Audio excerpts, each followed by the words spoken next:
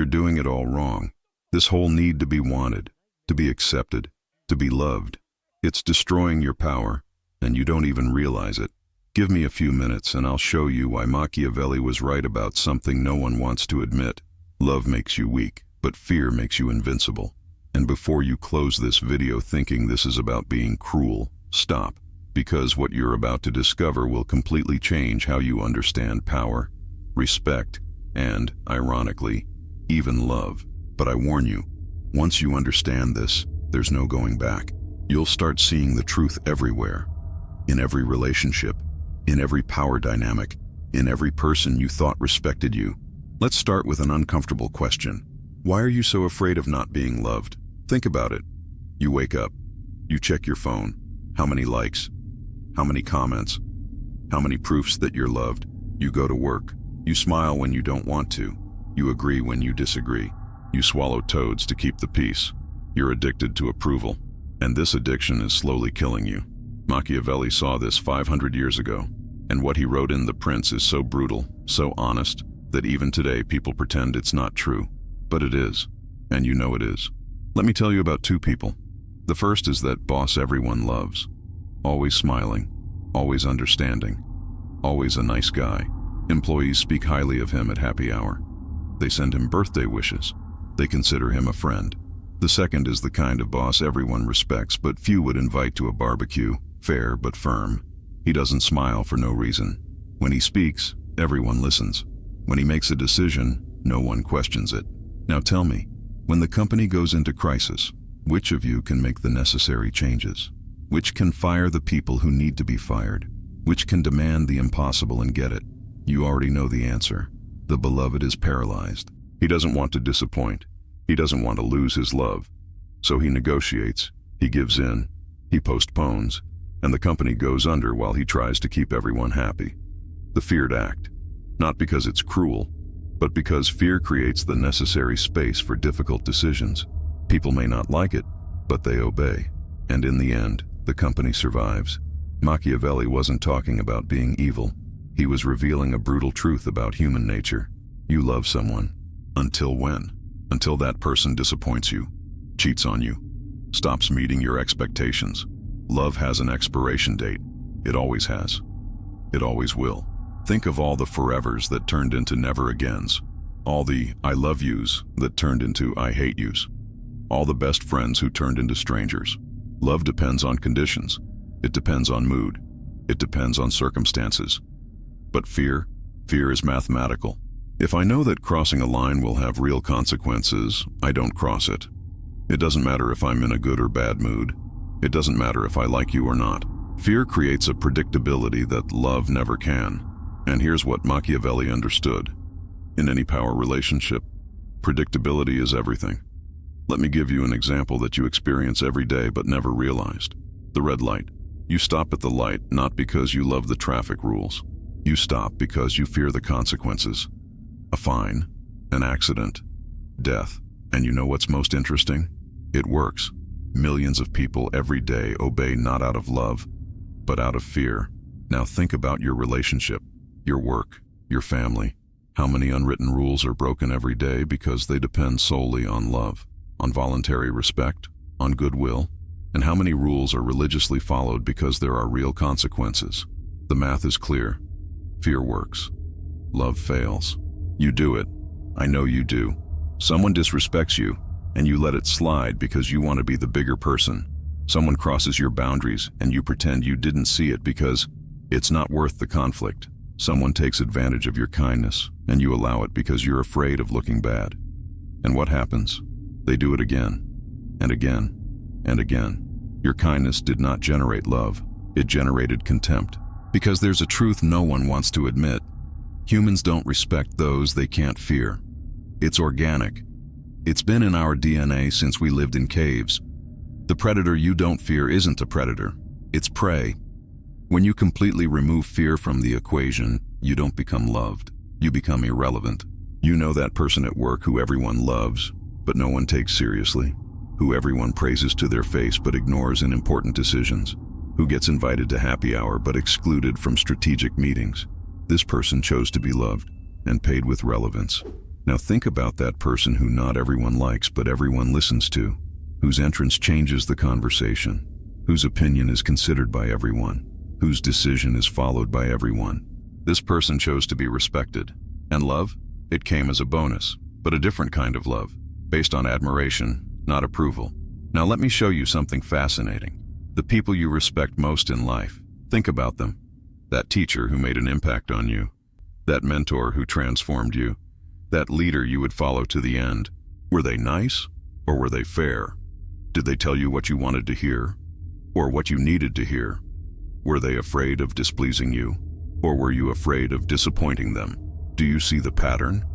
True respect arises where there is the possibility of consequences. Not arbitrary or cruel consequences, but fair and inevitable consequences. The teacher everyone loves but no one takes seriously. The father who's more of a friend than a father, yet his son doesn't obey. The leader who wants to be liked, yet his team doesn't perform. Versus the teacher who is fair but strict and everyone studies. The father who loves but disciplines and the child respects. The leader who maintains high standards and the team surpasses limits. Which legacy lasts longer? I've had two bosses in my life who illustrate this perfectly. The first one was the nicest guy in the world. He brought donuts every Friday. He let us leave early. He never held us to deadlines. Everyone loved working with him. Guess what happened? The team became a mess. Deadlines were missed. Quality was declining. Customers were complaining. Within 6 months, half the team was laid off, including him. The second was different. Fair but firm. Deadlines were deadlines. Quality was non-negotiable. He gave direct, sometimes harsh, feedback. Half the team complained about him over coffee. You know what? Everyone grew. They were promoted. They learned. Years later, everyone still speaks of him with admiration. One was loved and forgotten. The other was feared and transformed lives. Machiavelli understood something about power that most people don't. Power is a finite resource. The more you distribute, the less you have. Every time you compromise to be loved, you pay with power. Every time you avoid conflict to keep the peace, you pay with authority. Every time you lower your standards to be accepted, you pay with respect. And the price? It's cumulative. At first it seems cheap. A small concession here, an exception there, a never mind over there. But one day you wake up and realize you sold all your power for a love that doesn't even exist. People don't love you. They love what they can get from you. They love your weakness disguised as kindness. And when do you finally need that power? When you need to make the tough decision, make the necessary change, demand what's fair. Too late. You no longer have the currency to buy obedience. It's like a bank account. Every time you give in to be loved, you make a withdrawal. Small, but constant. Oh, you can hand it over later. Withdraw. Okay. It wasn't that bad. Withdraw. Never mind. I don't want to cause trouble. Withdraw. Until one day you need to make a huge deposit of authority. You need to demand something important. You need to establish a crucial boundary. You go to the cashier and zero account. People look at you trying to be firm and laugh, inside or outside, but they laugh because you've spent all your credibility trying to be liked. Now comes the part that will blow your mind. Fear, when used wisely, is the greatest expression of love. Like this? A father who lets his son do whatever he wants doesn't love his son. He loves being loved by his son. It's selfishness disguised as love.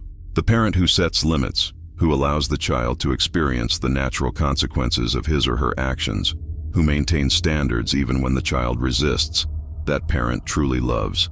A leader who lets a mediocre employee remain mediocre isn't being kind. He's being cowardly. He's robbing the employee of the chance to grow. The leader who demands excellence, who gives tough feedback, who accepts nothing less than the best, that leader is investing in the person's potential. Machiavelli saw this. Well-applied fear protects, develops, elevates. Love without fear is indulgence. It is laziness. It is cowardice.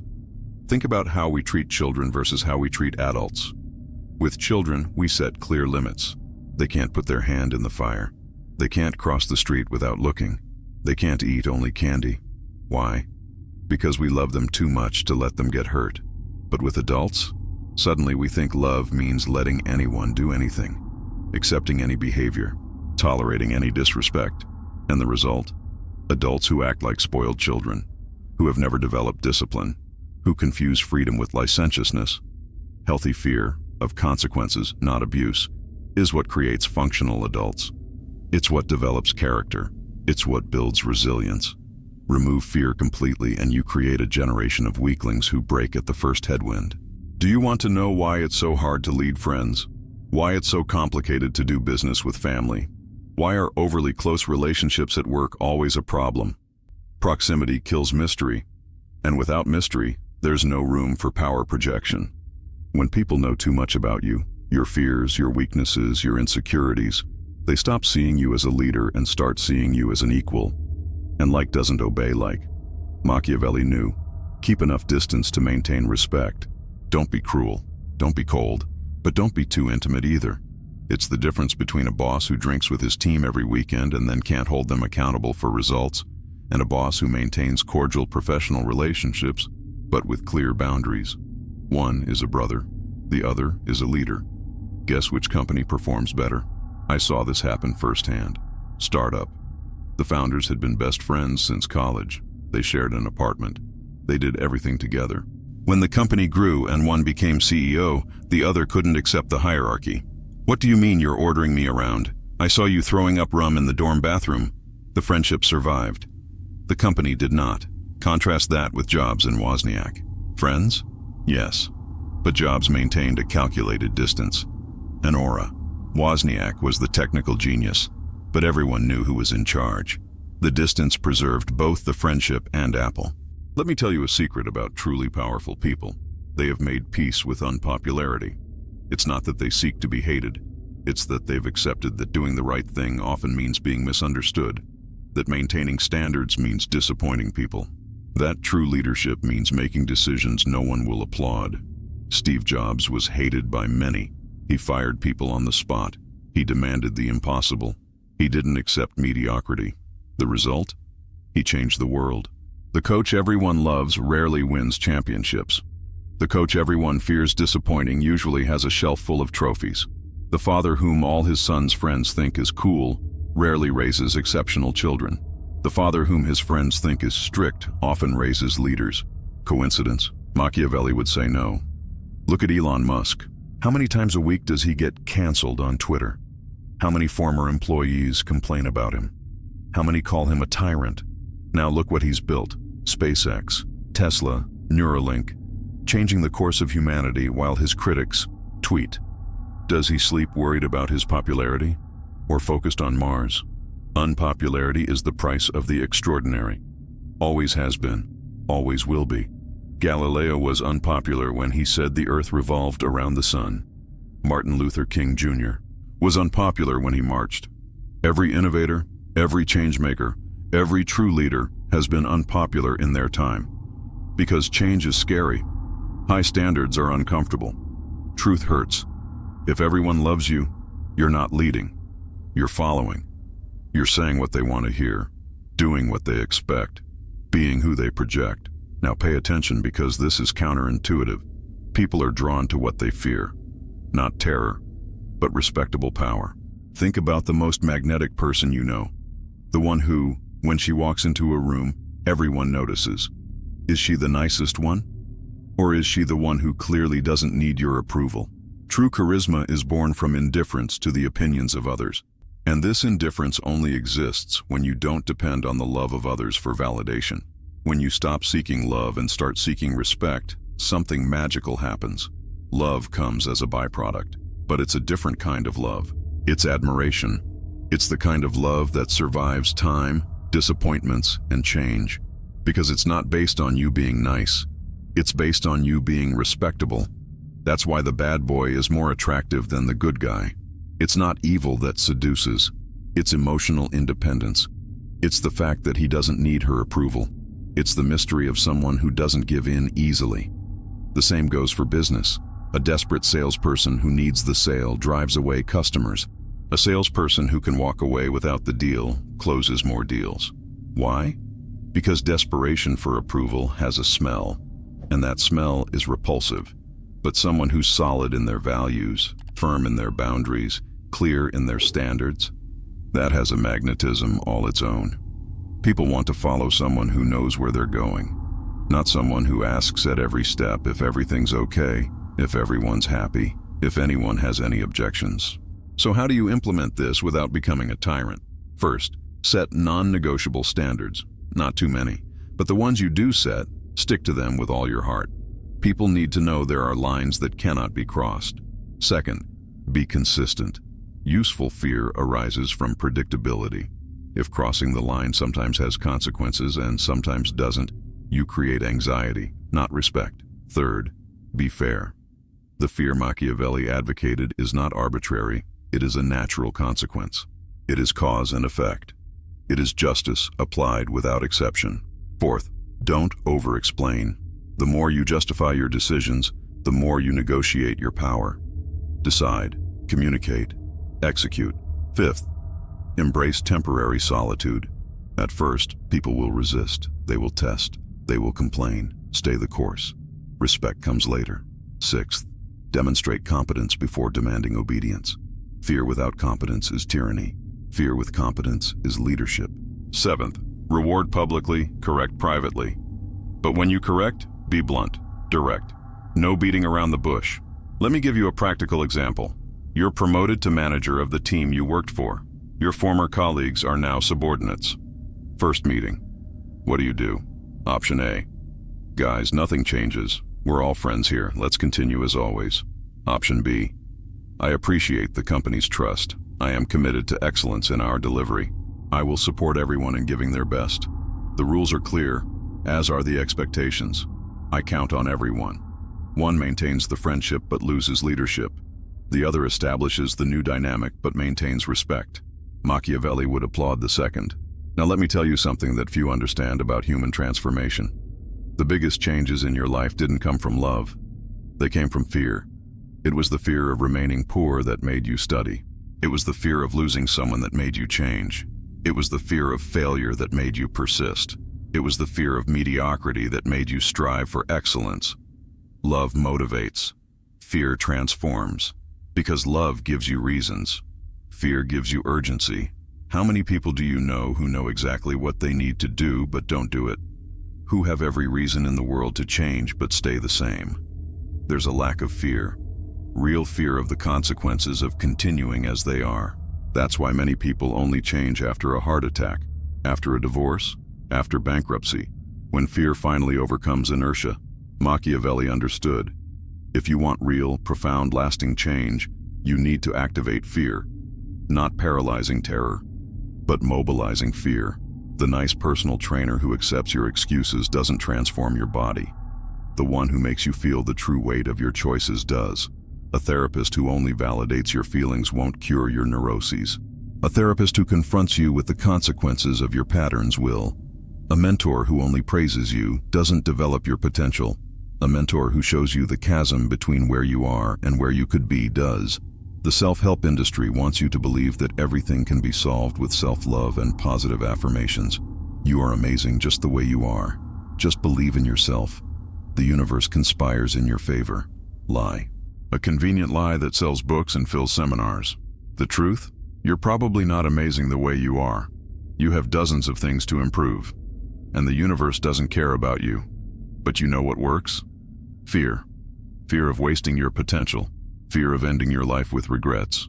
Fear of being forgotten. Fear of not mattering. This fear, channeled correctly, builds empires, creates works of art, develops technologies, changes the world. Van Gogh didn't paint for self-love. He painted tormented by the fear of not being able to express what he saw. Einstein didn't revolutionize physics through positive assertions. He was obsessed with the fear of dying without understanding the universe.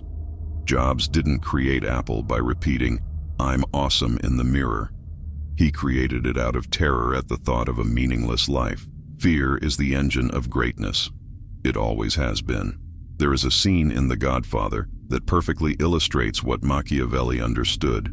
Michael Corleone is becoming the Don. His brother Fredo questions him in front of others. Michael hugs him and whispers, "Never side with anyone against the family again."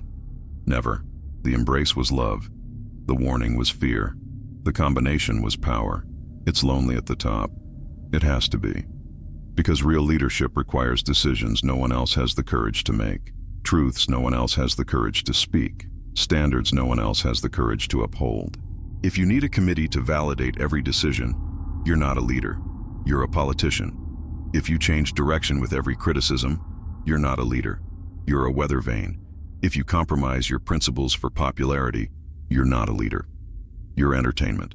Real leadership is lonely because it requires you to see what others don't, do what others won't, endure what others won't.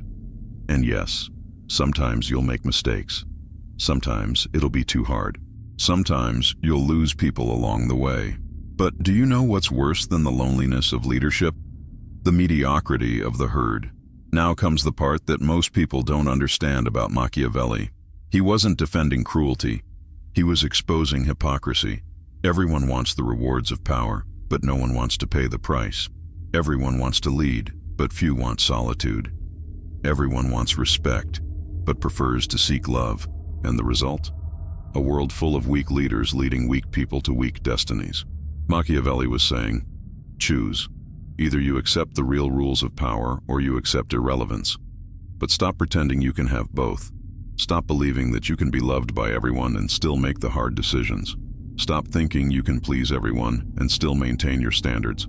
Stop imagining that you can avoid all conflict and still create real change. The world needs leaders who understand this, who accept the burden, who pay the price, who choose to be feared when necessary to protect what they love. Because in the end, and this is the ultimate irony, the leaders who accept being feared are the ones who create the conditions for true love to flourish. A feared father creates secure children. A feared boss creates winning teams. A feared leader creates prosperous nations. Not despite the fear, because of it. You've spent the last few minutes with me exploring one of the most uncomfortable truths of human existence. That your need to be loved is sabotaging your potential to be great. That your quest for approval is destroying your ability to lead. That your fear of being feared is making you irrelevant. Now you are at a decision point. You can close this video and go back to your life of compromise, continuing to smile when you want to yell, agreeing when you want to confront, giving in when you should demand. You can continue to be the cool boss no one respects, the friendly father whose son doesn't obey him, the nice partner everyone walks over. You can continue to trade power for likes, respect for popularity, greatness for acceptance. Or you can accept Machiavelli's invitation. You can begin to set real boundaries, maintain non-negotiable standards, tell difficult truths, make unpopular decisions, embrace the temporary solitude that comes with real leadership. You can stop asking, will they like me, and start asking, will they respect me? You can exchange the superficial love of many for the deep admiration of a few. You can choose to build something that outlasts your need for approval. Tomorrow, you'll face a situation. Someone will cross your boundaries. They'll test your standards. They'll challenge your authority. And at that moment, you will have to choose. Give in to keep the peace, or hold the line even if it creates conflict. Tell them what they want to hear, or what they need to hear. To be loved, or to be respected. And your choice at this moment will say more about your future than any plan, dream, or intention. Because in the end, Machiavelli was right. It is better to be feared than loved. Not because fear is good, but because fear creates the space where respect can grow. And from respect comes a love that no cheap kindness can buy. A love based on admiration, on growth, on transformation. The kind of love that stands the test of time, that builds legacies, that changes lives. But this love comes at a price. The courage to be misunderstood, the strength to maintain standards, the wisdom to choose respect over approval. Machiavelli paid this price. He was hated in life. 500 years later, we still study his ideas. Those who chose to be loved were forgotten before the funeral was over. What memory do you want to leave? The pleasant, forgettable one, or the unforgettable, transformative one? The choice was always yours. The question is, do you have the courage to do it? The clock is ticking. People are waiting to see who you really are. Show them. Be feared, be respected, be remembered. The world needs real leaders, not just another one trying to be liked. Machiavelli showed you the way. Now it's up to you to decide whether you're going to follow it. So tell me, will you continue wasting your life trying to be loved, Or will you start building the kind of respect that transforms superficial love into deep admiration? Machiavelli made his choice 500 years ago.